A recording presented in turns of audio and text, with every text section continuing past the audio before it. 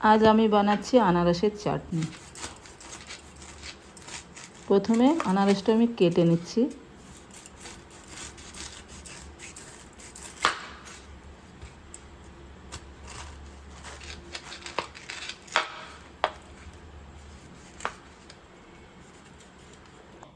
এবার আমি এর আনারসের চোখগুলোকে ছাড়িয়ে নেব। দিয়ে ওই আনারসটাকে আমি কুড়ে নিচ্ছি।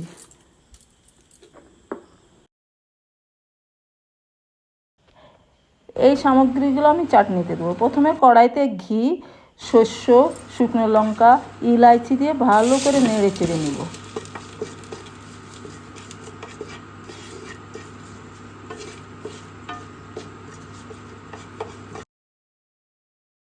নাড়াচাড়ার কিছুক্ষণ পর আমি আনারসটা ওতে ঢেলে দেব।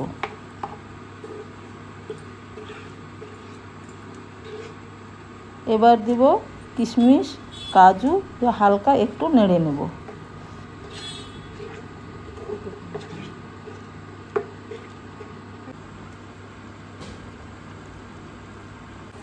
এবার দেব 1 বাটি চিনি।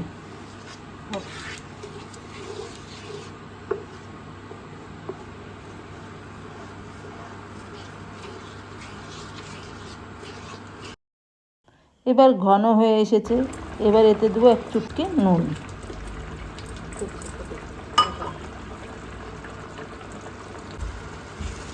এর কালারটা চেঞ্জ হয়ে গেছে, গোল্ডেন কালার হয়ে গেছে। এর পানিটাও শুকিয়ে গেছে। এবার এটাকে আমি নামিয়ে নিব।